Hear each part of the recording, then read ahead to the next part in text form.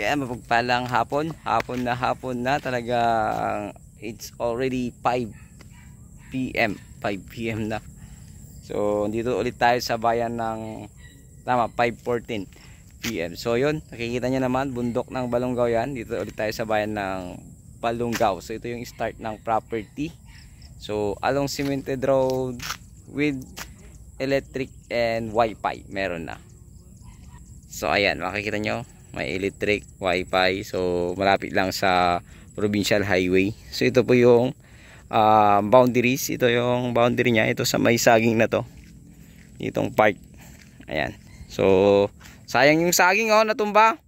Ayan, itong part na to. Ito diretso siyang ganun. Tapos hanggang dun sa may malapit sa blue na bahay. So meron siyang kubo na maliit. So kasali po yan, pero ewan ko kung iiwan. Concrete naman yun, iiwan na siguro yung kubo na yun. Pag-aari din ng seller natin. So binibenta na itong property niya. 1.3 hectares more or less, 13,000 square meter more or less. So along irrigation na maliit. Tapos meron siyang barangay road, cemented road. So meron siyang internet. Yan. So merong napakaluwang na frontage. Siguro at least konto nasa 50 meters below yung frontage nito, mga sir, mga madam. So 50 meters below, napakahaba ng frontage. So may mga saging sa harap, mga saba na saging, yun lang. Tapos rice land. Tapos dun sa mismong kubo-kubo merong mga ano lang yun, fruit bearing trees lang na kalamansi. Ayan, tsaka bayabas. Tapos ayun, yun lang. Wala pa ng iba. Tapos pinagtatamnan lang niya ng palay. So dyan yung boundary, meron silang maliit na parang tulay papasok na ganyan. Tapos dito sa part nito pa ganun siya. So napakaluwang ng property na ito. Ayun ang frontage nito, 13,000 square meter more or less, or 1.3 hectares. I-check ko lang yung title niya. Ayan, para mas makita nyo, 0.5 natin. So ayun sa ating kasama na kapatid niya, pangalan po ng kanyang kapatid yung title, kaya wala pong magiging extrajudicial settlement, wala ding problema. So walang annotation, sabi ng kapatid. So check na lang natin, double check pag nakauwi na siya. Siguro possible bukas daw, para makita namin yung mismong ano niya. Doon tayo mas mas makikita nyo po yung property tsaka yung bundok. So dyan along the provincial road na yan, ayan yung part na yan, yun nawasa yan. Ewan ko lang kung nakapasok na dito ang nawasa, hindi pa siguro kasi ayan nawasa yung part. Ayan, nawasa. Pero dito yung line niya, hindi ko alam kung nandito na. I'm not sure kung nakapasok dito yung line.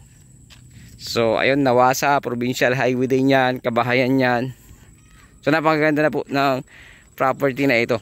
Kaya wala ka nang masasabi kasi napakamura lang ng ano nito, ng presyo niya, 2.5 million. So 2.5 million, sagot nila ang capital gain tax. So napakaganda ng property, at the same time napakamura. So yan muli, ito pong yung lingkod. Sana magustuhan nyo po itong property na ito, at i-double check ko lang po yung papel kasi kapatid lang yung kasama namin, hindi niya hawak yung papel. At the same time wala po yung seller po natin nandun sa Rosales, kaya babalikan na lang namin bukas para makausap.